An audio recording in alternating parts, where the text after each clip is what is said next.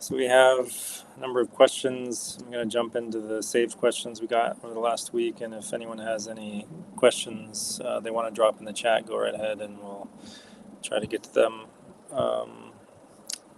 as soon as we see them. The first one that we have saved over the last week is from Patricia Nelson. And just to let people know, you can send in questions on the Facebook group, which is Long Haul Reset. There's something like probably 5,000 or 6,000 people there the last time I checked. Let me just look it up real quick.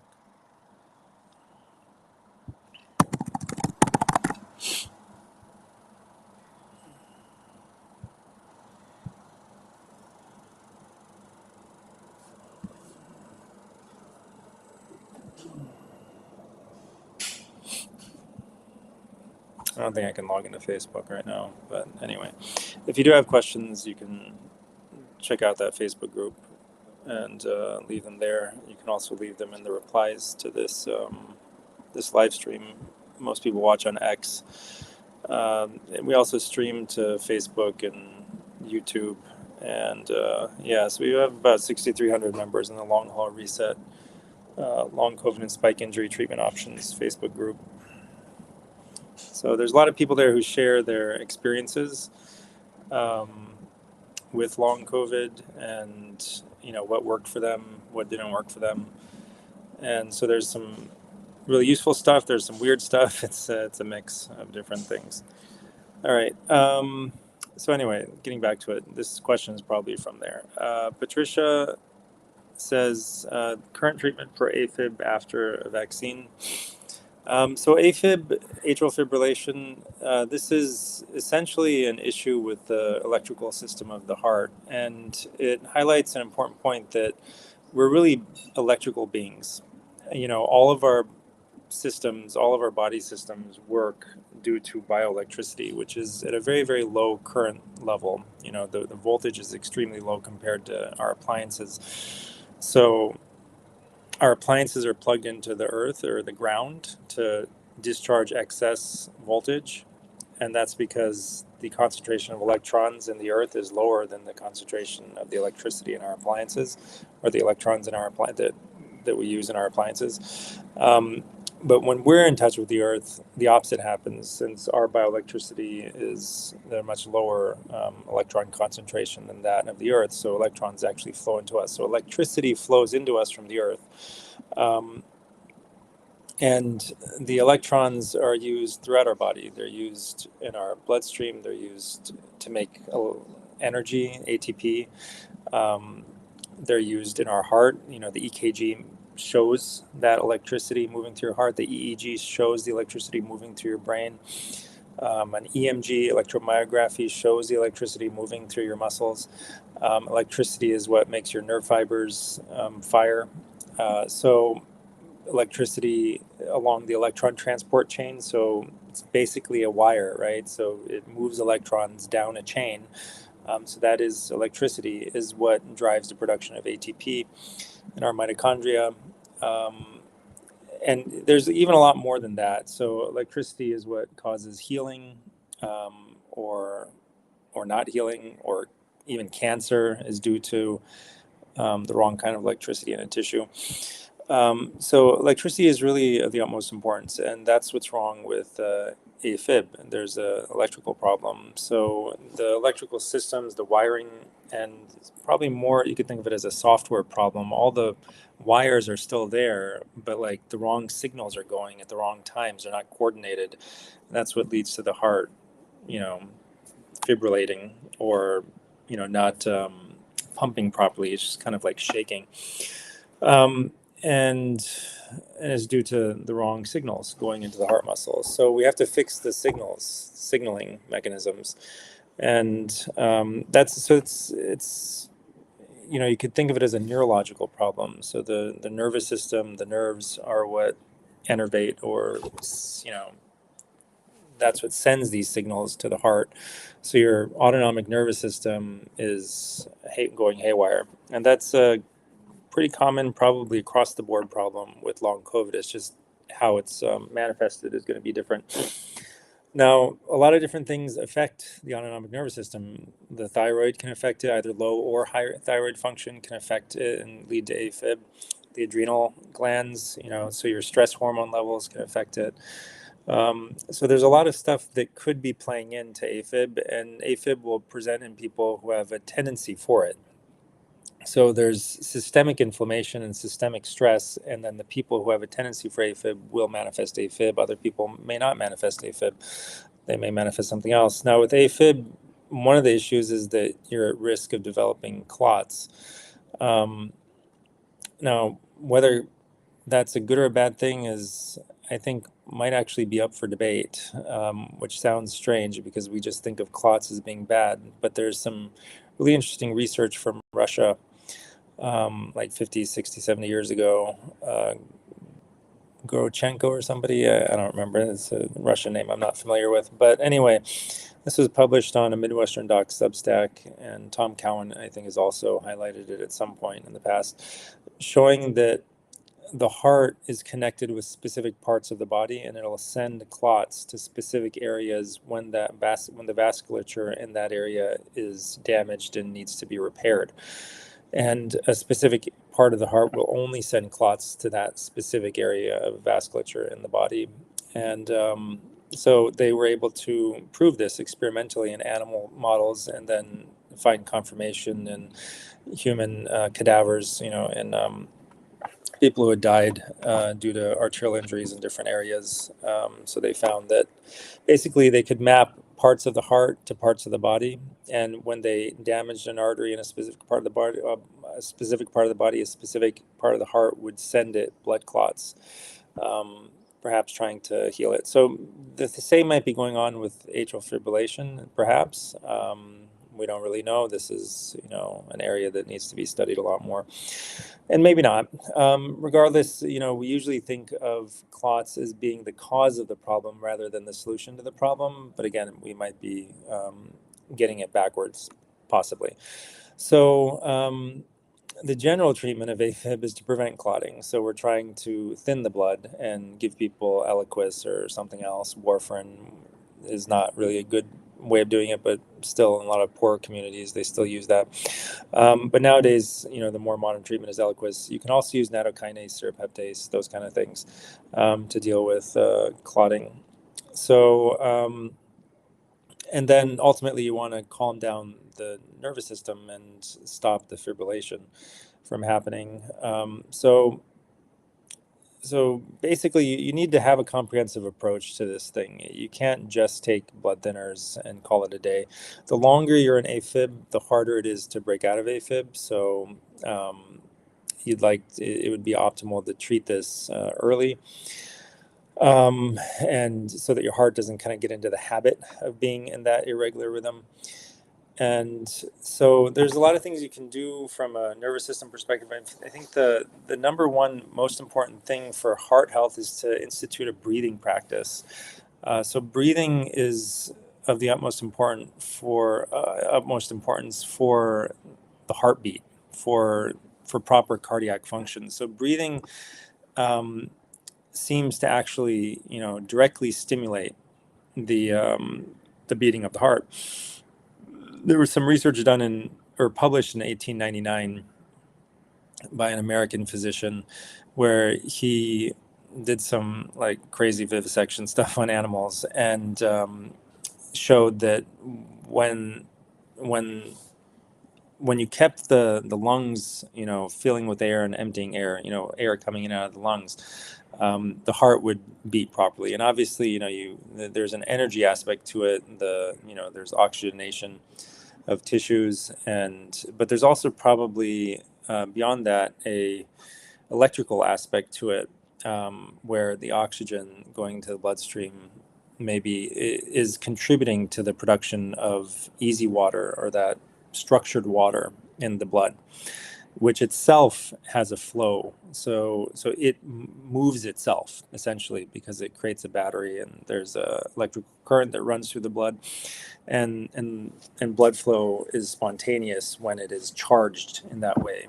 So anyway, he showed that breathing was very important for continued beating of the heart and movement of the blood. And so this is why in pranayama yoga and in a lot of ancient medical traditions, there was such a focus on breath work. So breath work not only calms down the autonomic nervous system, which is important for the heartbeat, but also directly energizes the heart and the blood. And so you can control your heartbeat and your blood flow and blood delivery and energy, oxygen delivery, etc., by controlling your breath. So this is why in the ancient medical systems, Chinese medical system, Ayurvedic medical, but all of them really, they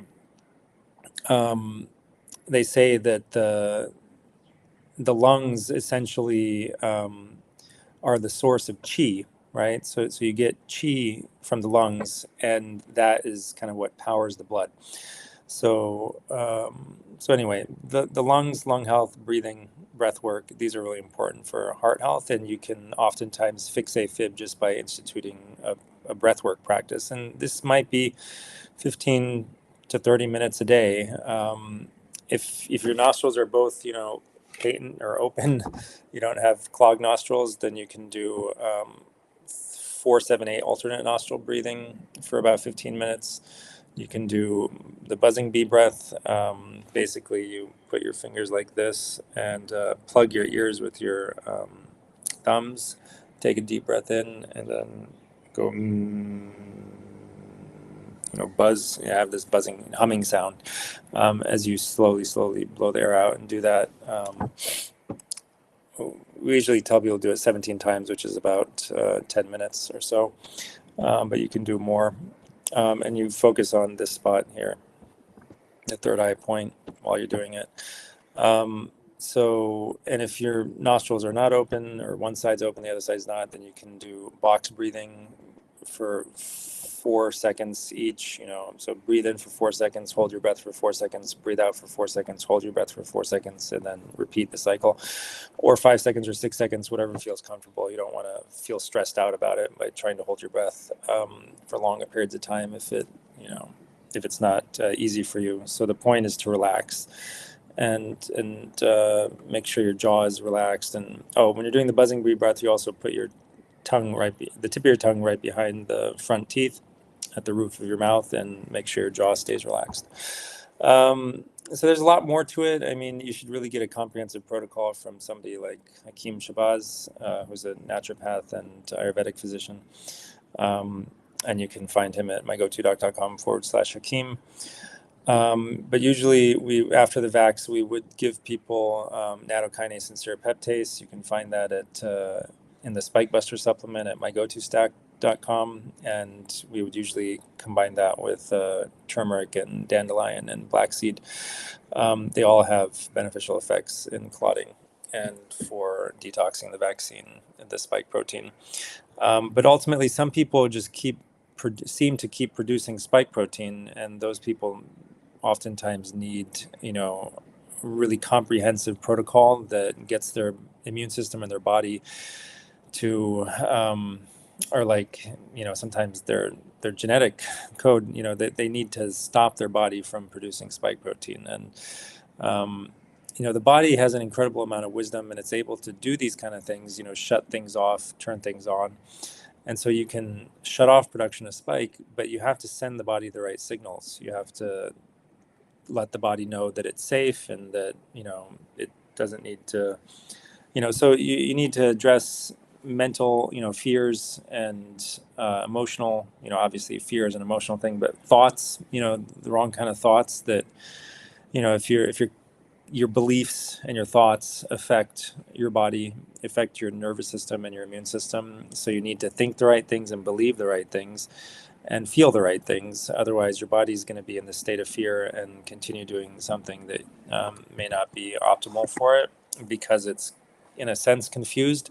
At a higher level, it's not confused at all. So we're going to publish something, me and Hakim Shabazz, talking a little bit more about this, but at a higher level, there's some sort of spiritual or emotional belief, something that is manifesting at a lower level. Sometimes at the lower physical level, it looks like the body is making a mistake or it's confused about something. But at a higher level, it's really manifesting like a message to you that is trying to get you to understand something and change something about your being. So anyway, understanding all of that is important for really getting to the root cause and understanding why your body may still be creating spike protein, even though it seems like that's a mistake or stupid, or it doesn't make any sense. Why are you shooting yourself in the foot? But there's a reason for it. All right, so the next question is from Judy Moore. I got the COVID booster 3 years ago and immediately started having internal vibrations and tremors 24/7. I have them on the left side of my body and the back and down my leg. I had a small stroke also. They never let up. Do you have any advice? Thank you. Yeah, so this is similar problem as the earlier one, with the AFib. It's just manifesting in a different way in somebody different.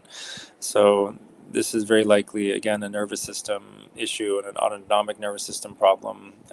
Very common amongst people who got the COVID shots to have these internal vibrations and tremors, unfortunately. So the treatment would be similar. I got some questions from a video editor. I'm not even going to try the name, or maybe I will. Choppin. Hey, Doc, I got a couple questions. What's your take on when they give a newborn the vitamin K shot? I wouldn't do it, and I didn't do it for my own kids, so I don't think it's necessary. I mean, I don't remember all the nuances of the vitamin K shot, but you can look them up. Probably on Western Price and other websites will have a breakdown of why it's not really necessary, and you should just put kids in a natural environment with sun and grounding and whatnot, and give them and breastfeed them, and they'll be fine. And some of the problems that can develop from it. And the other thing, beyond just like the vitamin K, and it's like what else is in the shot? I don't even remember what other, adjuvants or whatever. Sometimes they add some other things to the shots like that can cause their own problems. The second question is dehydrating the baby placenta for capsules a good way to ingest it? Yeah, I personally wouldn't ingest the placenta or recommend my wife to ingest it. But I'm not an expert on this thing. There might be some benefit, and certainly I know that some traditional cultures ate the placenta. In like generally speaking, when you're eating an organ from an animal or from yourself, I guess, raw is best. Like you're gonna lose some of the vital principles in that thing by dehydrating it. So you're gonna lose the structured water by dehydrating it, and you're gonna have to add back water in your digestive tract, which is not going to be the same water. So just water gains the structure when it comes into contact with something, and this, it's not very well studied, but there's enough data out there to suggest that this really is the case.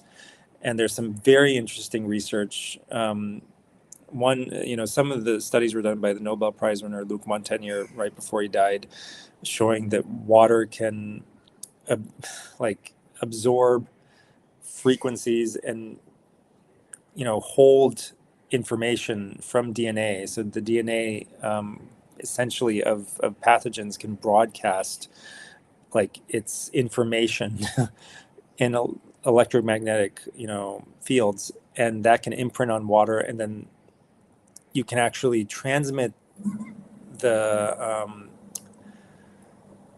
the information over the internet and radiate some previously unexposed water to that radio frequency information, right? And it'll imprint that new water, somewhere else in the world with that information, and then that water can be used to actually make DNA molecules. So and it goes beyond that, so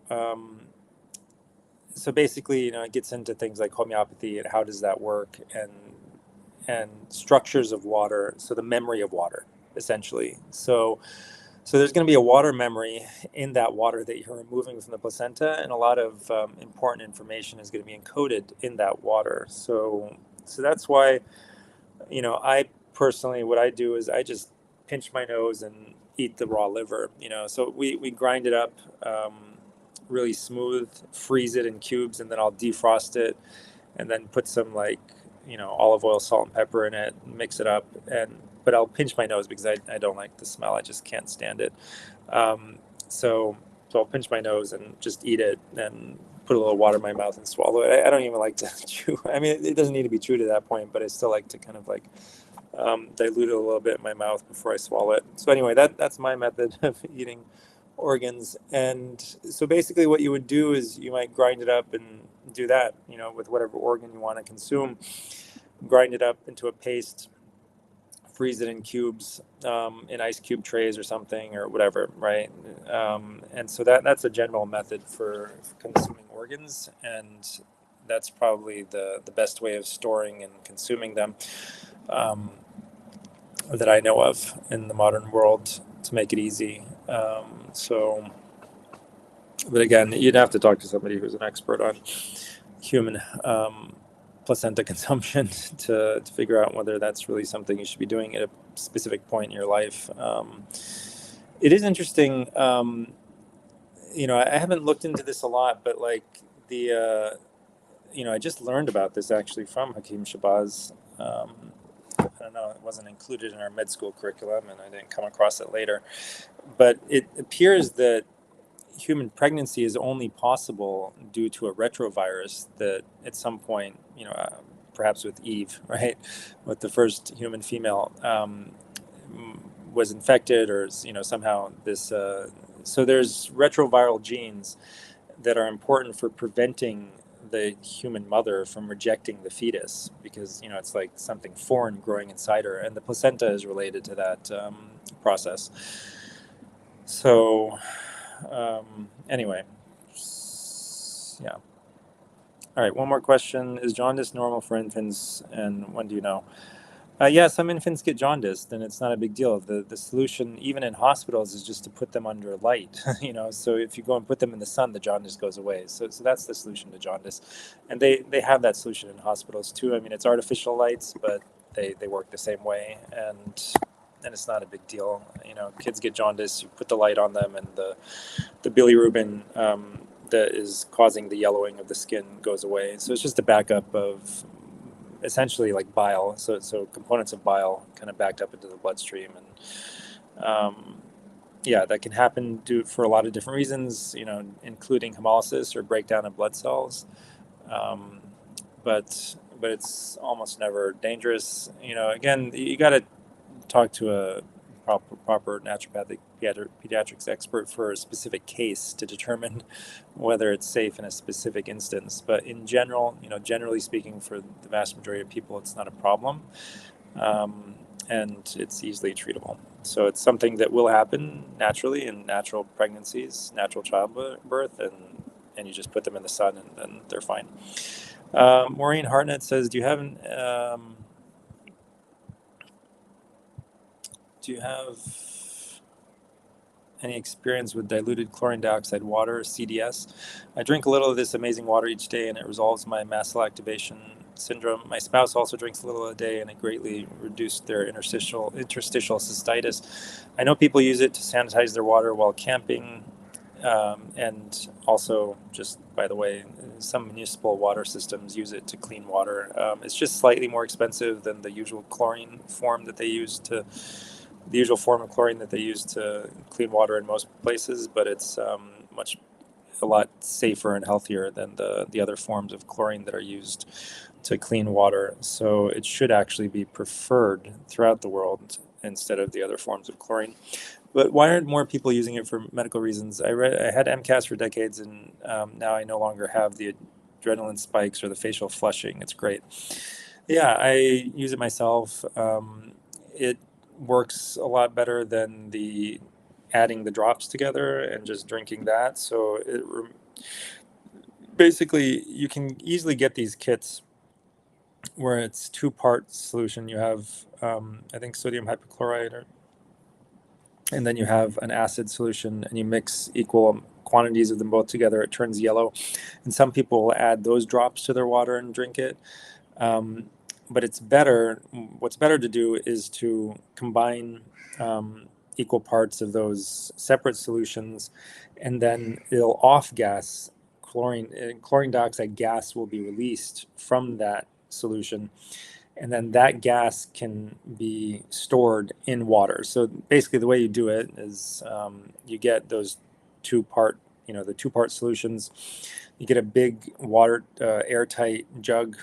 You put a glass of a certain amount of water, like 200, 300 mLs of water, into the jug, and you surround it. Well, actually, first you fill the jug with some water. Sorry, I'm getting confused. You fill the jug with 200 or 300 mLs of water, something like that. And then you fill a glass with those two parts, in equal quantities, say like, 20 or 30 mLs of the part A and part B solution. You combine them in a glass, and then you put the glass into the jug. So the glass is sitting in the water that's inside the jug. And inside the glass is the activated chlorine dioxide solution that you made, and then you seal the jug and leave it somewhere for 24 hours, and then from the glass inside the jug, the activated solution will off gas chlorine dioxide. It'll get sucked up into the water that's sitting in the jug around the glass, and then you got to get safety goggles and a N100 mask or N95 mask, and be very careful when you open it, because a lot of gas will still be in the air above the water inside the jug, and it's very irritating and harmful for the lungs. So you don't want to breathe it in or get it in your eyes or anything. So anyway, once you're done with that, you take out the glass from that jug, discard the activated solution that's left over, and then store the water that has now become yellow in smaller bottles, the better, because each time you open the bottle and get some out, it'll off gas a little bit and lose some potency. Anyway, you can find the exact directions and the quantities and everything at chlorinedioxidetruth.weebly.com, I think it is, and some other places online. It's very difficult to Google it though, so you gotta be directed to an actual source. So there's a whole big backstory to this thing, how it was discovered, and but it seems to be really helpful for a lot of people at killing pathogens that may have infiltrated their bodies. And even when those pathogens are protected by, the mucus layers and stuff, and it seems basically it works in a similar way to our own body's immune system, where it releases a burst of oxygen to kill pathogens. So when it comes in contact with a pathogen, there's this burst of oxygen that destroys the pathogen. So it'll work against all kinds of things, but it doesn't get at the root cause, right? People have to keep taking it, right? Even if it's just a little bit. So it's like a workaround to the real problem. So the real problem is a higher level problem always. It's like a mental, emotional, psychological problem, which, for example, you have fear, right? And fear can be manifested as fear itself or as aggression, right? So if you're afraid of being harmed, you can be aggressive in response sometimes. So some people, their real root issue is fear, but they act really angry, and you would think that they're not afraid of anything, right? But they actually are. So anyway, that's oftentimes a root cause issue, and then that drains your adrenals. It drains, the different organs that are connected to that at a higher level, right? So anger is, weakens the liver, and, persistent, anger out of place, and, unhealthy anger all the time will weaken the liver and the gallbladder, and, fear will drain, the kidneys, and etc. So you'll develop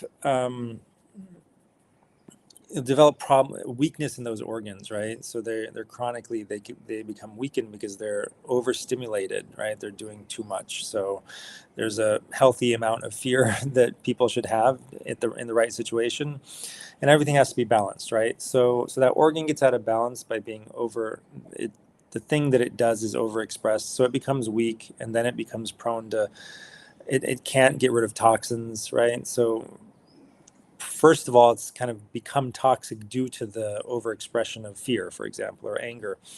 And now that toxicity gets reflected physically within the organ in physical toxicity. So physical toxins start to collect in that organ, and then pathogens show up. and sometimes even because of the toxins, like mold will show up to help to clear away the toxins or bind them. So then you develop pathogens and toxins in that organ, and then then there's disease that's manifested by the organ, and dysfunction, and so sometimes the disease will precede the pathogens and the toxins, but usually it comes together with them. And then, initially you could take something that kills the pathogens or helps to detox that organ without addressing the fear level, right? And you'll find that the illness expression goes away, the expression of the illness goes away. But what people don't miss is that they haven't actually solved the problem. The organ is still weak and continually being weakened further by the excessive fear and the ongoing fear or the anger or whatever it might be. So the real solution is to address that psychological level. Even though physical manifestations can be corrected by physical means in the beginning, but if it gets really far advanced, what happens is that you can quote unquote solve the problem, like you can solve your MCAS, right? As you seem to have done, but it's not actually solved. And what happens is that the deeper cause, the fear or the anger, whatever, the anxiety, um, not feeling safe, insecurity, that stuff continues building underneath the surface and continues to make the MCAS worse. Eventually, the MCAS may break free of this chlorine dioxide solution or whatever other thing you're doing to control it, even if it's antihistamines, whatever you're doing to control it. So CDS really, ultimately, in a lot of alternative health, means to ends, they're the same paradigm. It's the same basic approach, same fundamentally flawed approach as mainstream medicine. It's working in exactly the same way, but it's working better because it has fewer side effects, whatever. So it seems to be cleaner and it seems to work better. But it's not addressing the root cause problem. It's, if you think that's the root cause, you're completely mistaken. It's not. It's not the root cause. What it's dealing with is not the root cause. The root cause is always at a higher level. It's always at the level of emotions, the psyche. So it's all in our heads, okay, or our hearts, or our spirits. That's always the case. And whatever you see physically manifested is just a reflection of those things. So the problem here is that you could go on for years, even decades, thinking that your problem's solved and gone, just using these crutches or these workarounds. And yet the problem is developing, getting worse underneath the surface because that higher level issue is still persists. And eventually it leads to something much, much worse, right? Like a new disease or a cancer or something terrible, a life-threatening illness, because you've been muting your body's ability to tell you that there's a problem. And so the body tries to shout, and then it tries to scream. And the screaming is cancer, right? So that's, hopefully that's clear. And if there's follow-up questions, please drop them in the chat. All right, so we don't have follow-up questions on that, but we have some other questions in the chat. One more question: what would be the best diet for the mother who has just recently had a C-section?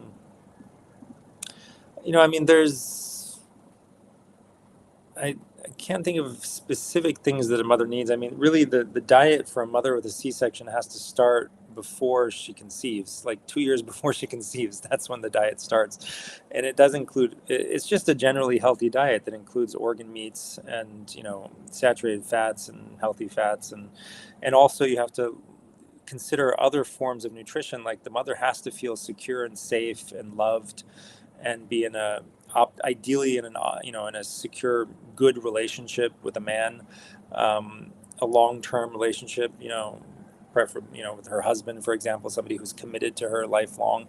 So all these things affect her emotional health, which has a huge impact on the baby's development.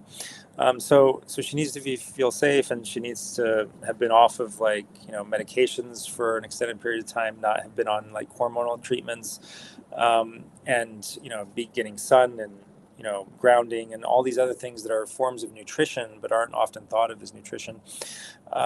So just a piece of that puzzle is what you actually put in your mouth.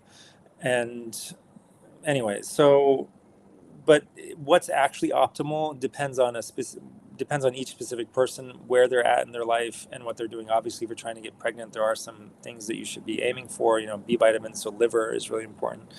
Um, raw egg and raw liver is fantastic, and sometimes people will need other raw organs, and bone broth, for collagen and gelatin and all that stuff. And some people will, you know, be under a lot of stress and, a lot of physical strain, and they might need more carbs than other people, and other people might need less. So it all depends on the specifics of the circumstances. Is she one of the 99, like 0.9% of people in the Western world who's insulin resistant? She's going to have to fix that before she becomes pregnant. Otherwise, it may become full-blown gestational diabetes. It's a big question. I mean, there's no simple answer. And if she just ignored all of that and had birth by C-section, and now she's wondering what she should do, that's also a different story. It kind of depends on where she's at that point and what's going on with her. So it's just impossible to answer this question generically. Chris Kresser's tried to answer it generically. He has a course on prenatal health and supplementation and nutrition and stuff, and postnatal health, what you should be eating and drinking and whatever during while you're breastfeeding. But it's only as good as the person implementing it and as good as their understanding. And really it just tries to make it generic, tries to give everyone a one size fits all diet, which is just not possible for human beings. People are living in different places that have different natural foods. The optimal diet will usually be what's naturally available in your local environment at that particular time and season. That's one, rule of thumb, but that could be altered by if you're seriously ill, or if you have a serious genetic mismatch with your environment, so it's impossible to answer, unfortunately. Gina says, what's your number one vitamin that you should take for neuropathy in the feet from lack of vitamins and stress? Probably liver and kidneys. I mean, the kidneys will help with help to build up your own kidneys from the stress, and the liver is probably the single best multivitamin in nature if you had to choose one. So raw liver, raw kidneys, unfortunately. I mean, no one wants to hear that, but that's the truth. And the one point that's important to understand is that we're subject to natural laws, whether you like it or not. There are certain natural laws that you're subject to, and if you don't follow them, you pay the consequences. There's no way around them, right? So we're subject to gravity. If I jump out a third-story window, I'm going to break something or die. I'm going to fall, right? I'm not going to float. And no matter how much I want to float, I'm not going to float, okay? So it's the same. If what you need is raw liver, you need raw liver. You don't need desiccated liver. You don't need a multivitamin. You need raw liver.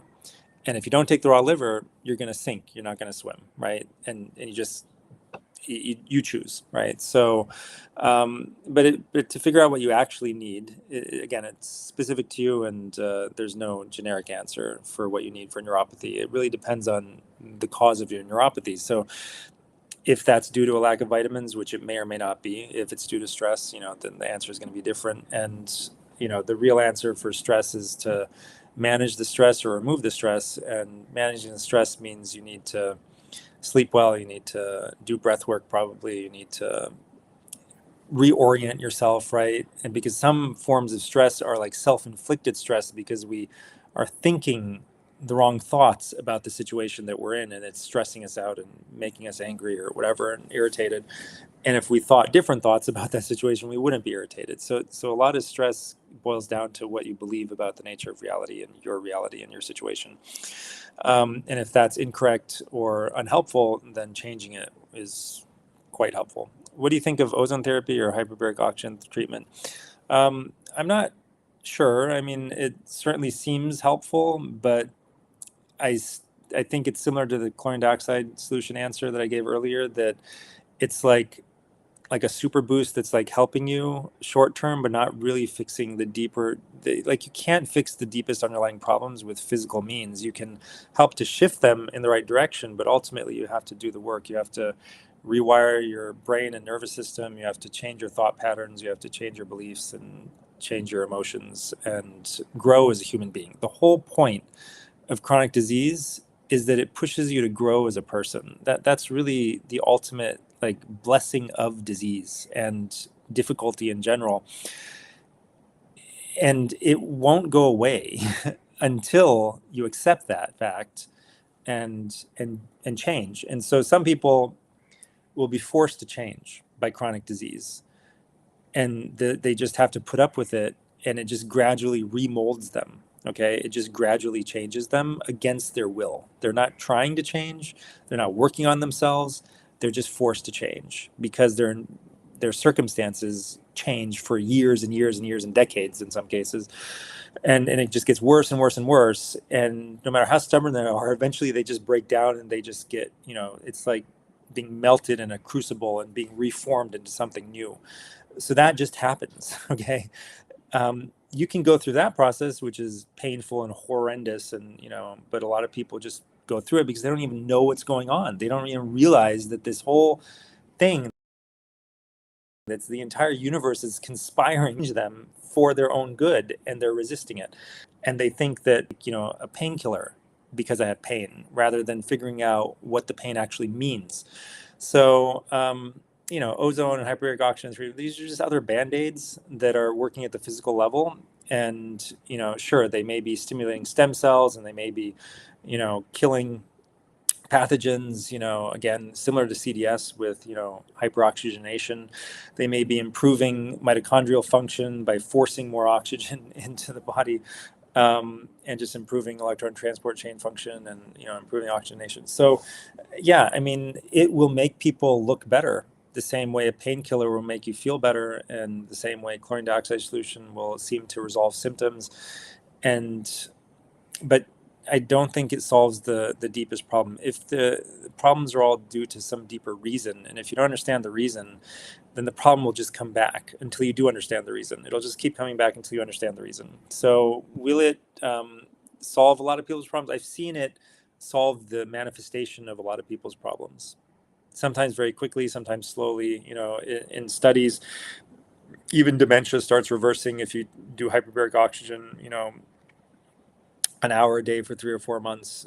So yeah, you can stimulate stem cells and you can get a lot of benefit, but at the same time, you're getting a lot of oxidative stress, right? So the oxidative stress is stimulating stem cells, but then there's a side effect, which is that it's also adding more stress to your body. And then you need more antioxidants, you need more grounding. Hardly anyone gets enough. But all of these band-aids will always have kind of like pluses and minuses. They'll oftentimes fix one problem while they create another. Any helpful ideas for diastasis recti? Lose weight. So this is like a splitting. Oftentimes after pregnancy, there'll be a splitting of the muscles in the middle of the abdomen, and then it can lead to in some cases, it can lead to hernia developing.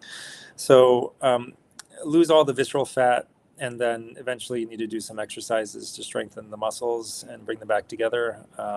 But beyond that, I'm not an expert on that. I mean, there are people who have put together protocols that supposedly work, but the main thing is you got to lose all the fat, lose all the visceral fat, and then probably visualization and gratitude at the same time will help these things to stitch back together. You got to kind of visualize it coming back together.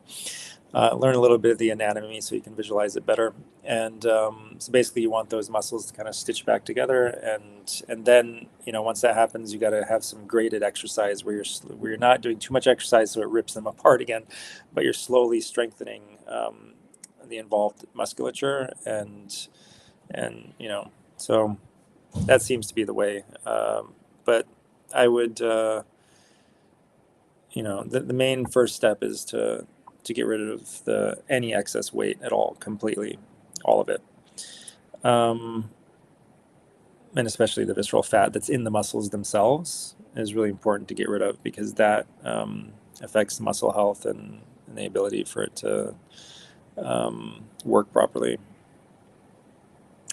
Gina says, is there a vitamin for that, or do I have to eat raw liver? Yeah, I think you need to eat raw liver, but for people who just find it constitutionally impossible, like, it's not as good as raw liver, but you can get the dried liver capsules, but they're just not as good, and they're really expensive. But it's just I I just plug my nose so I don't smell it, and then it just tastes like salt and pepper. And I add salt and pepper, and I make a pate out of it. Essentially, I mean, you could add all the ingredients of a liver pate while using raw liver. Um, for the liver part, and uncooked raw liver, and so you basically just grind it all together. Garlic and onions and spices and whatnot. Some fat, like from olive oil seems to be good. But if you still don't like the taste, which a lot of people are not going to like, just plug your nose and you won't taste. You'll just taste the salt and pepper and you won't taste the liver taste. So at that point, it's just all in your head, right? It's like, oh my god, this is disgusting. It's liver, blah. But you just get used to it after a while. You just force yourself to do it every day for yeah. And then you rinse out your mouth really well after. and and so yeah, that works. So either raw liver or the dried powdered raw liver that's in capsules is a distant second best. But really, I mean, it's there might be other things that are specific to your situation. A raw egg, once a day with the raw liver is good too.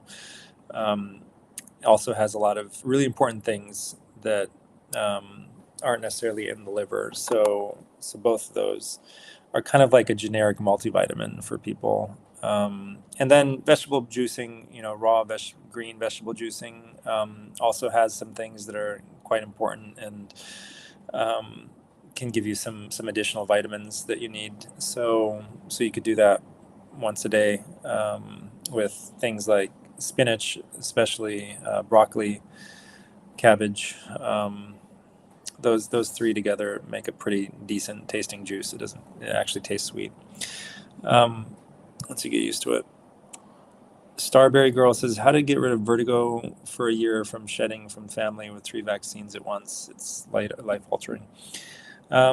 So there has to be a comprehensive approach. I mean, I can't give you just like a magic, pill to take for vertigo. Like the issue people often come across is that they'll go online and they'll Google like, how do I fix vertigo? And they'll find like websites that list like 10, 15 different herbs and blah, blah, blah, methods of curing vertigo. And then they'll just do them and they might get better, they might not. Or they'll go to a forum and they'll find a person who had the exact same thing as them. They had shedding and they had vertigo and, et cetera. And they're like, oh, wow, this is the exact same thing I have. So, and that person will say, this thing cured me, this one thing cured me.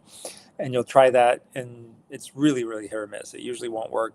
Occasionally it might work, but to get rid of the symptom, what you have to understand is that the real problem was developing for years and probably decades before it manifested as vertigo due to shedding. So you have a deeper problem, okay? And this is just the tip of the iceberg. And so you can get rid of the tip of the iceberg. You can push it back under, right? And hold it under, but it keeps getting bigger and bigger underneath the surface, and eventually it flies back up, right? It's kind of like holding a beach ball underneath, a pool, the surface of a pool, but then the beach ball is getting bigger and bigger and bigger. Eventually, you can't hold it under, and it just flies up into the air. So this is the situation that people have with issues like this. So the surface issue, you could just like shrink the beach ball a little bit by taking nattokinase and seroteptase and getting rid of spike protein and maybe fasting and other things, and that'll help to get rid of vertigo. You might use the head and neck detox cream that I talk a lot about to detox the head and neck, and that might get rid of the symptoms of vertigo. But it's all of these things are going to be band-aids, and the deeper problem will remain and it'll eventually manifest again. So Anis, if you can put this link to the detox cream in the chat. Another way to detox the head and neck that's even easier than the head and neck detox cream, but really they should both be used, is to put 1 milliliter of ghee in both nostrils while you're lying down in the morning and night, and stay in that position with your head craned back for 10 minutes. And obviously, the breath work and pranayama yoga, those kind of things will have a tremendous impact on vertigo, because it, is ultimately a nervous system dysfunction. So you can help regulate the nervous system and treat vertigo. Ivermectin will sometimes help a lot. for any spike protein related pathology. But again, these are all just like band-aid approaches. They'll get rid of symptoms and make your life, go back to quote unquote normal. But then the problem again will just go underneath the surface, waiting to come back up again as it gets worse. So the deeper emotional, psychological, etc., social perhaps problem. So especially for women, social issues like interpersonal relationships will have a big impact on their health and manifest as physical problems with physical, superficial physical causes, right? So a lot of people are confused and think that there is a physical cause, and there is, but it's all a manifestation of a deeper social, psychological cause. Any tips or ideas for eye floaters? The dark ones, like the lines floating in the eyes, and some lighter ones. The head and neck detox cream and the ghee in the nostrils is a great place to start. It's really about detoxing the eyes and helping to drain stuff out of them. So that head and neck detox cream, we've seen people's vision actually improve, like their actual visual acuity improves just by taking that and doing nothing else. And then, just general eye health. So you need to get exposure to UV light in your eyes, and most people don't get any. So you need to go outside in the sun. You basically, like watching the sunrise and the sunset for a few minutes is really healthy, and then just being outdoors, like obviously you're not looking at the sun in the middle of the day, but natural sunlight going into your eyes it's one of the missing nutrients for eye health, along with physical nutrients. And then just using your eyes the way they're meant to be used, looking far away, looking close up, going for a walk, scanning your surroundings as you walk, which is a natural part of walking, and just being outdoors more will do a lot for eye health. But there will be toxins that you need some help draining them out. But you also need to open up the detox pathways lower down. So when you start to drain out your eyes and your brain of toxins, those toxins go into your bloodstream and your lymphatics, and then they go down to your body, and then they go to your liver and your kidneys, and they're trying to come out of those places. But if those places are blocked up or not able to deal with it, they may just end up circulating right back up into your eyes and your brain. So the liver, maybe the kidney supplements, the actual organ supplements, and things like coffee enemas and chlorella and other detox supplements to help you get the toxins out of your body for good after they get dumped out of your head and neck area. Gina says, I like to cook liver, so it shouldn't be too bad, but with bacon, yeah, I mean, add whatever you need to it, but the liver itself, you'd want to have that part raw, and then whatever else you want to add to it to spice it up, make it taste better. Where to find the neck detox? So Anna should be adding it to the chat. It's a Google document. You have to make it at home. Easy to find ingredients. You can source them pretty easily. Put it in a blender, and it's a little bit annoying, but you can make a big batch and just store it and use it for months in a row. And you just need very, very little bit. You massage it into your head and neck, into your neck at night, and then surround it with a castor oil wrap. Gina says, mygotodoc.com, be sure to use LuB23 at checkout to receive a discount. Yeah. So yeah, that's a great reminder. So go to mygotodoc.com, and one of our affiliates here in the chat, you can use their discount code LuB23 at checkout and get a discount on anything.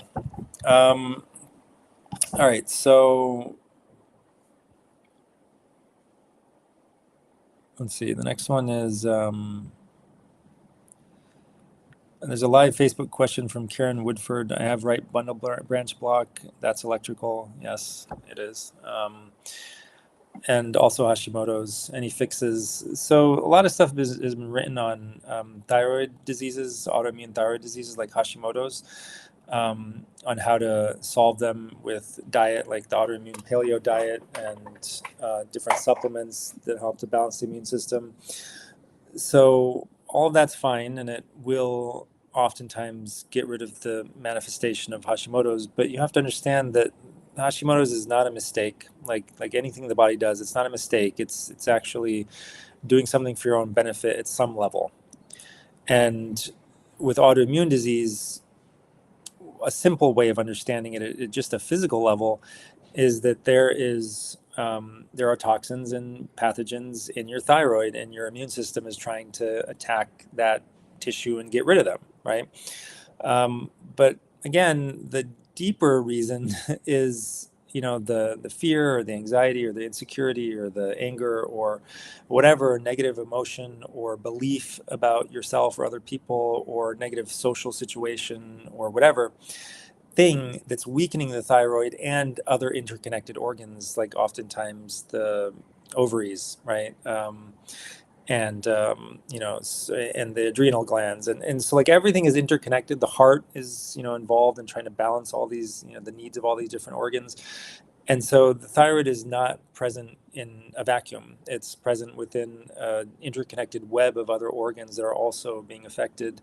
And the root cause may actually be in one of the other organs. It may be in the ovaries. It may be in the uterus. It may be in the adrenals. Or it may be in the liver. So it could be somewhere else. And then there's a cascade effect that in the final expression is through the thyroid, through Hashimoto's.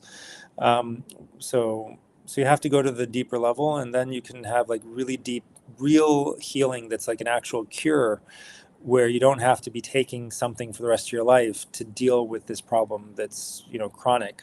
And the same with the right bundle branch block. It's part of the same issue. Your heart is trying to balance between the needs of different organs, and this is a manifestation of that in some way. This quote unquote disease of the heart is manifesting that issue. So anyway, to really crack the code on what the actual meaning of this issue is in you, we need a lot more information. You need to sit with somebody for 30 to 40 minutes and give them your story and give them your background and your past and your current situation, and then it can be figured out like what's the true cause. And then there'll be like a step-by-step healing process where you begin with a lot of physical stuff. You eat this and don't eat that, and you get rid of the pathogens and you detox and all that stuff, and you support the different organs. And then you'll start to get a lot better, but it'll just be at the superficial level, but it'll help to move the higher levels, your emotions and those things. But then you got to like come back and be like, okay, this stuff is coming up, and the person and the healer, like Shabazz, or maybe in the future myself, will be able to kind of like see what the higher level issue is and show it to you, right? You'll start to really get it, right? So initially, if you're told that this is what your deeper issue is, you may not believe it. It may not feel right. It may not speak to you. But then once you kind of get softened up, at the physical level, the other levels also get softened up, and you start to realize. And there's breath work and different things you can do to stimulate that kind of realization that, oh yeah, I really do have a problem, as he was suggesting initially, at a higher level of my being. And that's why my Hashimoto's and my bundle branch block are manifesting. And then you'll be able to change that at that point and work on it and do some self-work. And this is a process that takes months, but it doesn't take that long in the grand scheme of things, right? It doesn't usually take years. If it's taking years, there's something stuck. It's not working. So it's something that takes less than a year, maybe significantly less, maybe just 6 months, if you're really ready for it and you're willing to do what it takes. Shell Akers says, how do you reverse the side effects of Ozempic? My friend has a lot of stomach pain. Yeah, I mean, this is terrible. Like, it's something that's going to be a gradual process. The first step is to get off of Ozempic, obviously. And then, yeah, I mean, you're going to need to address your food intake, right? You're going to have to probably go on a detox diet and lighten the stress on your stomach and kind of go through a stomach reset. So that'll usually look like some sort of modified fasting to just give you, so maybe just fasting would work. So you just fast for a while, and then it's like the great reset, right? Like go through a period where you just like stop using the stomach for a period of time, or use it in a completely different way than you've been used to. Give it a chance to kind of like settle back down, and then gradually reintroduce like a regular diet. So that would probably be the basic approach here. At the same time, you might you do need to work at a higher level also in this case, because like, why did you need Ozempic in the first place? Why are you overweight in the first place? So Oftentimes you have to address that. There might be fear and social issues and a lot of other stuff and toxicity and, the whole 9 yards. And so you need to work through all that stuff because that's part of the problem, right? That's part of why your body reacted this way to Ozempic.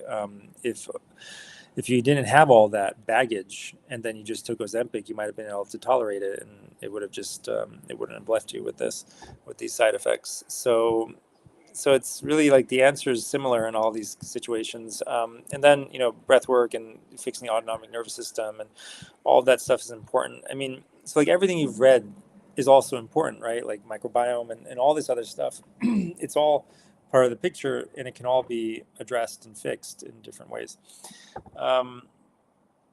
B. Lydia says, can I get information about chlorine dioxide? What kind and where do I buy it? Check out, I think I've written a little bit about it in our long COVID protocol, but you can also just go to chlorinedioxidetruth.weebly.com.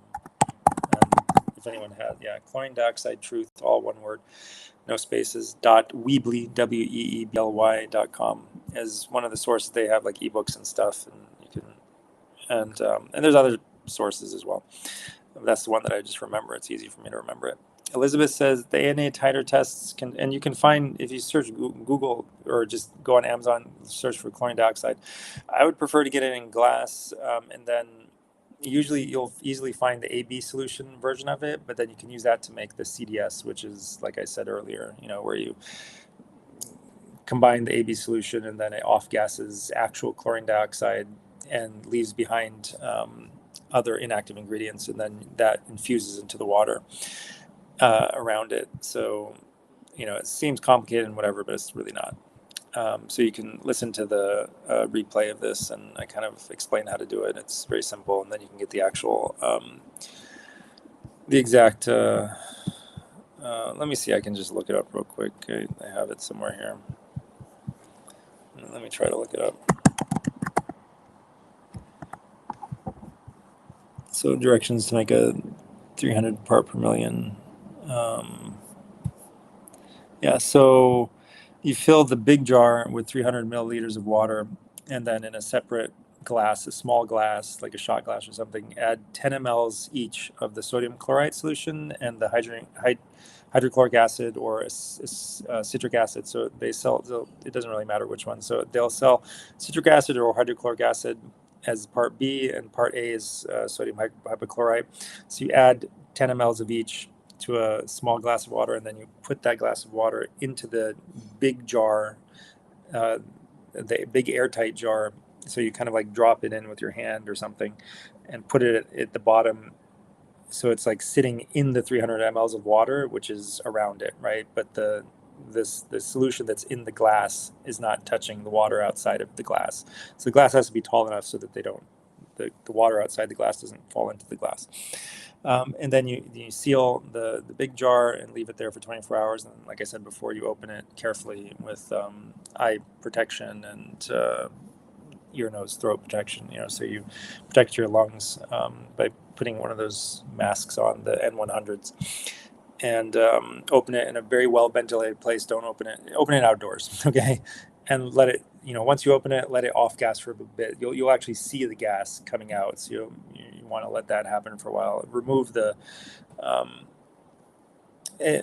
you don't necessarily want to let that happen for a while, but basically you want to keep your mask and your goggles on while it's happening, and you want to take the glass out, discard the contents that are in the glass, and then the CDS that you actually need is in the water that was around the glass, which will have turned yellow by now. And so you ideally pour that with your mask and goggles on into small glass bottles that have droppers in them.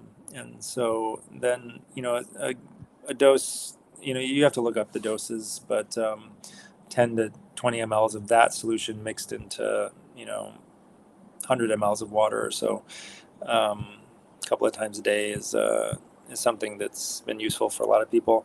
But there's other ways of doing it where you titrate up the dosing and the intensity and the concentration over time, and then you keep it there for a few weeks, and then you slowly come back down. So you'll find it at the link that I sent. Elizabeth Lee says the ANA titer test can show multiple results. Can you explain what that means? And can positive ANA test results be a sign of long COVID? Yeah, it can be indicator of long COVID. So anti-nuclear antibodies test results, I mean, it's, the interpretation is going to be really depends on the person. It's not something that I consider really necessary to test. I don't consider most tests necessary to do, really.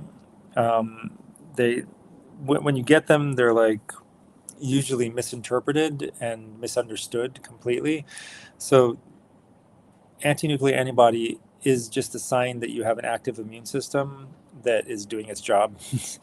And that's a marker for a quote unquote disease process, but it's been mistaken for the disease itself, right? Like we mistake autoimmune disease, we mistake what the immune system is doing for the disease itself. We think the immune system is broken and it's doing something wrong by attacking us for no reason. The immune system doesn't attack you for no reason. Okay, that's the stupidest thing I've ever, like, now that I understand it, it's one of the stupidest things you could say about your own body, that it's just attacking you for no reason. It's attacking you for a reason. Okay, and it's not really attacking you. You're kind of like, the parts of you that it's attacking are parts that are harboring the enemy. Okay, so there are cells that it's sacrificing for good reason because they're harboring the enemies, toxins, pathogens. So you have to understand what's actually going on. Your real enemy are the toxins and the pathogens, and at a higher level, your real enemy are the thoughts and emotions and social interactions that are harming you physically, that are allowing the toxins and the pathogens to take root in your tissues and cells. So your immune system is your best friend. Okay, your body is your best friend. It's going to keep you alive no matter what, and it's going to do what's right for you. It's not attacking you for. It's not even attacking you so much as it's attacking what's foreign, and it's trying to help you. Adriana Bermudez says, how often do you see tremors similar to Parkinson's in vaccine-injured patients? Not very often, but it can happen for sure. What do you think it is? How can we treat it? I mean, it's toxicity, pathogenicity, the same as every other illness. And then there's a higher level to it, that led that to being possible in a particular person. And the straw that broke the camel's back was the vaccine. It's not the entire cause.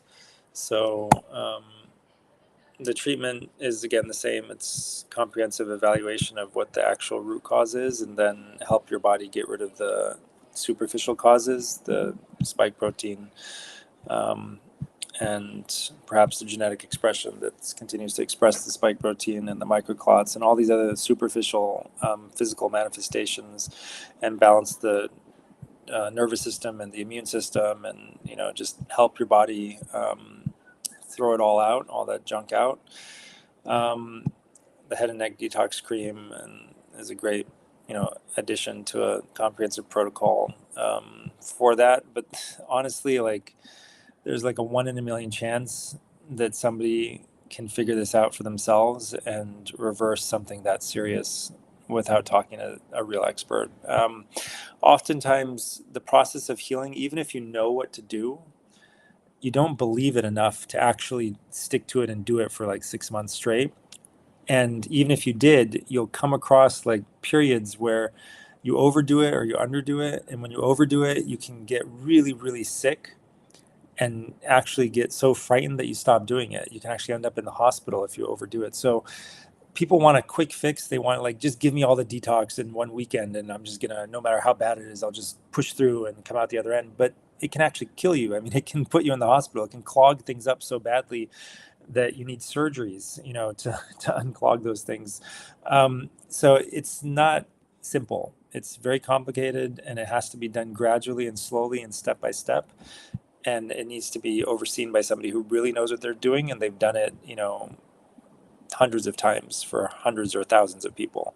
So go to mygotodoc.com/Hakeem, and don't try this stuff at home when it's really serious. If you want to play around with something that's not serious, be my guest. It's up to you. But if you want to just stop wasting your time and you don't want to hurt yourself, then talk to somebody who knows what they're talking about. Chris says, have you treated anyone else who had excessive saliva? This has been going on for quite some time. If it's perhaps spike proteins in the salivary glands, what's the best product to remove them? It's like you got to ask the right question, man. This is what I've been saying this whole time.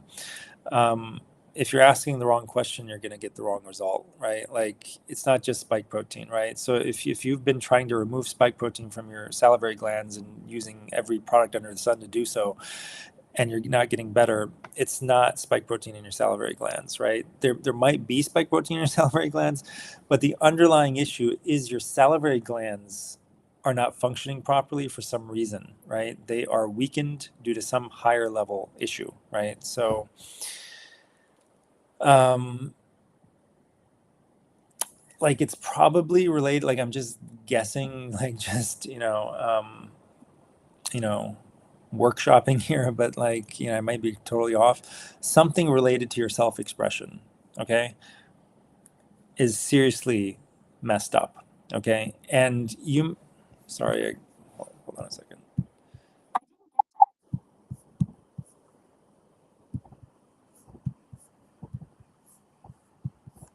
Sorry, Siri just turned on for no apparent reason, and you guys probably couldn't hear me. But what I was saying is there's probably something related to your self expression where the root cause is. And so you may feel like throttled or like muted in some way, like you're not able to express yourself the way you want to. And that may not speak to you initially, right? Like you may have to think about it. Like, what could that be? You may not want to admit it to yourself or to other people, but it's very likely something like that. And it's being expressed in this way. So that it's like sometimes your body tries to balance things. So if you're really afraid of other people, your skin, you might develop like patches of like psoriasis where the skin is really thick and scaly. And it's kind of like the message is like you need to develop a thick skin, and it's kind of like doing it for you physically because you don't have a thick skin emotionally.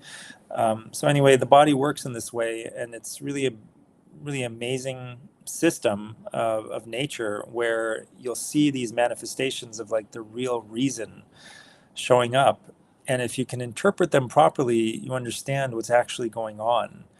And then sometimes when that clicks for somebody, their physical problem just vanishes like overnight. Okay. You don't have to do anything else. And then because the organ stops manifesting the psychological issue, and then it stops having to send you the message. And then if there are other things like pathogens and toxins involved, the immune system just comes in and wipes them out and cleans them up. And so it doesn't always have to be hard, but it is hard because people don't want to admit their real problem to themselves. They don't even want to admit that they have a problem. So human beings want to think that they're better than they actually are. They want to, they have an inflated self-image, and a lot of their life is about going through as like the hero of your own story, right? Like you're writing this like historical epic of your own life in your head, moment by moment as you go along, and you've got these enemies and you're the hero and whatever. So you gotta sometimes let go of some of that stuff and accept what's actually going on, and that's the real. I mean, that's the real reason that you're here on Earth, is to grow as a human being. And this is what your body's trying to tell you. It's trying to tell you something. I don't know if that's it, but it's something probably related to self-expression, and everything else is secondary. Okay. So yeah, you can do a comprehensive protocol, and you can do detox, you can do head and neck detox cream. If I had to choose one thing, that would probably be it. And maybe the symptoms go away, after a few weeks or a few months of doing that. But if you don't address the deeper issue, the salivary glands will remain weak. And, again, it's just, you'll push the beach ball underneath the surface for a while. And then as soon as some other stressor comes along, it'll pop back up. And it may be worse than just excessive saliva. It may be much worse, right? Like you don't want to end up with like some more severe manifestation of the deeper problem. That's the key understanding that people need to develop, is that problems, they all start as mild problems, right? And they're just a message to you that, hey, there's a problem here, deal with it, fix it for me, right? And but the message gets louder and louder and louder and louder and louder the more you ignore it. So just doing physical things to cover it up or fix it or just manage it is like basically taking your, inner self and like stuffing a sock in its mouth and like, um, tying, a rope around that and not letting it speak. And it tries harder and harder, right? And eventually gets the sock out of its mouth and starts yelling. And then you put it in a dungeon underground, and then eventually it breaks free and like explodes, through to the surface, and it's just getting bigger and bigger, right? Like, it's becoming a monster, right? Because you're just not listening, and it's actually trying to help you, right? But you're just not paying attention. J.M. Ritter says, I had the Delta variant of COVID. I wasn't vaccinated. Now I have long haul syndrome. I also ended up with thyroid storm with AFib and Graves' disease. I've never had thyroid diseases before. It came on very suddenly. No one in our family has thyroid issues. I'm 65. How do I get rid of this long haul syndrome? I think like everything I've said already kind of answers this question. It was there for decades. If you're 65, it probably started in your first decade of life. Okay. And I guarantee that there were signs along the way throughout your life that there's something wrong. And they were kind of ignored because they weren't that severe. And eventually it exploded onto the surface the way it did, due to the COVID infection and the spike protein. And, there's no simple solution here. If you find a simple solution, it's just going to put it into a box again briefly before it explodes back to the surface again. So you need a comprehensive protocol. mygotodoc.com/Hakeem, and, diet, lifestyle, detox, supplementation, eventually fix the deeper root cause issues, whatever they are in your life, that's manifesting as this thyroid issue right now. And so those are going to be some sort of mental, emotional, psycho-spiritual, social issue that needs to be addressed. Paula Sima says, I developed brain fog and fatigue after COVID. Let me just, before I do that, check in on the live stream chat. So, Anis, did you drop this link into the chat? I mean, put it into the chat or put it into the reply to the X post or whatever. Put it somewhere, the Google document, which has the head and neck cream. So she's on X, so it needs to be put on X. Okay, well, yeah, put it into the X chat, or into the reply to X. So this is the QR code. I don't think that's very helpful because like whatever you're watching it on, you can't scan the QR code at the same time usually. So it needs to be put into the chat. So if somebody is able to scan it and put it in the chat, that would be great. Otherwise, Anis, why don't you just put it in the chat? I'm not sure which, like it says I can't post to all channels, so I don't know. I mean, this is that's not even the whole link. Or it is the whole link. It's just like, who's going to be able to write that out? We need to post it in the chat itself. So anyway, if anyone can see that and repost it in the chat, that would be great. But yeah, we'll try to post it on X.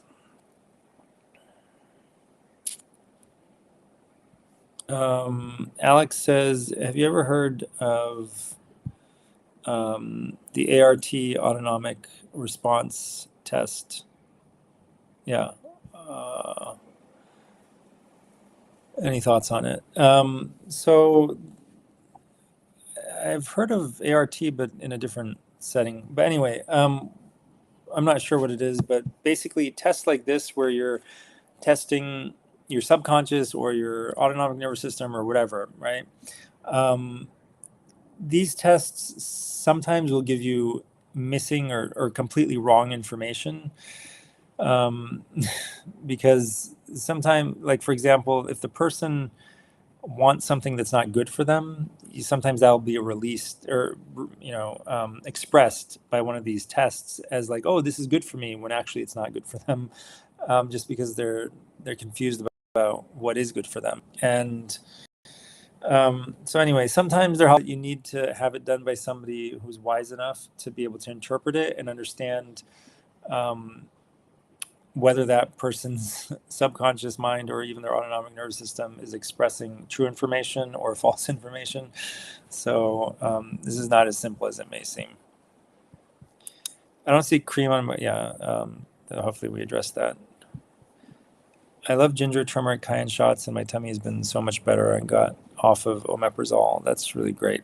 Yeah, so ginger, turmeric, cayenne pepper. Yeah, this cayenne pepper is a really great way of stimulating your digestive fire and getting things going again. So cayenne pepper and ginger and turmeric too. So yeah, those are great.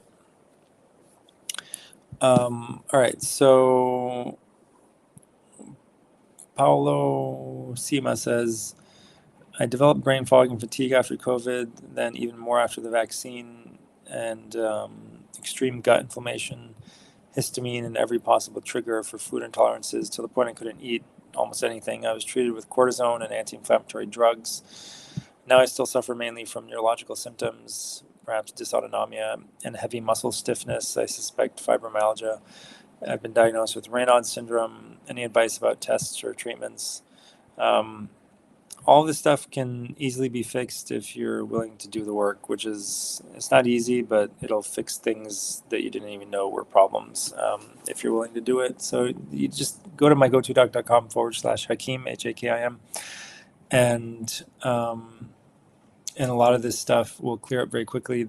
Unfortunately, the treatments themselves, the anti-inflammatories and the cortisone, they also suppress your immune system's ability to root out the underlying problems and causes, the pathogens and the toxins, so those things end up going deeper and getting a deeper foothold in your tissues and weakening your organs even more.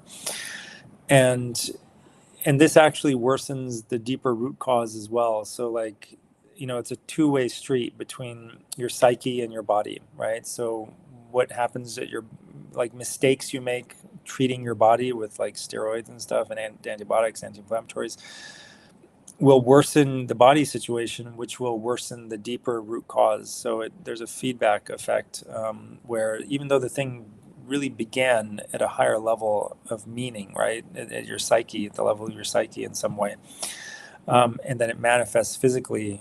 That physical manifestation can go back, in a loop and worsen the initial psychological, emotional, mental, whatever issue that was at the real root of the problem, and make it even harder to resolve.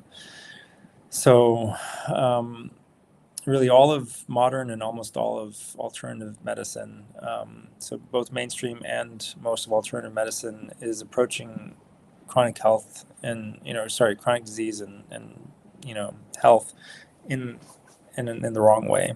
They're misunderstanding the point of what's actually going on.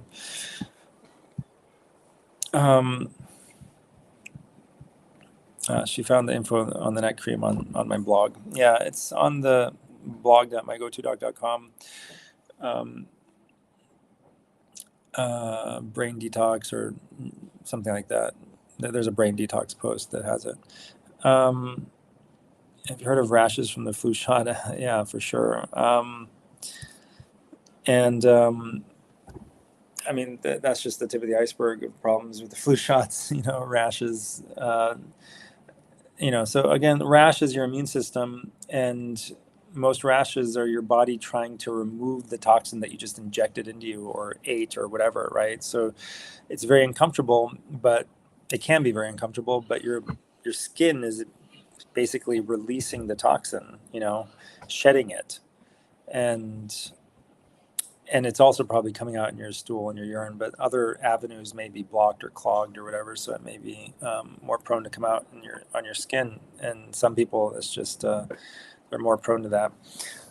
So it's really a blessing in disguise. And again, people will do whatever it takes to get rid of the rash when the rash is actually trying to solve the problem that they just stuck into themselves and shot themselves up with. So whether that be aluminum or whatever else, adjuvant of the shot or whatever, your immune system is trying to throw that stuff back out the door. And so you need to let it go back out. You need to help it, actually. And the more you support your detox pathways, the easier that process will be. Yeah, so a lot of great stuff at blog.mygotodoc.com. Go and subscribe if you haven't subscribed.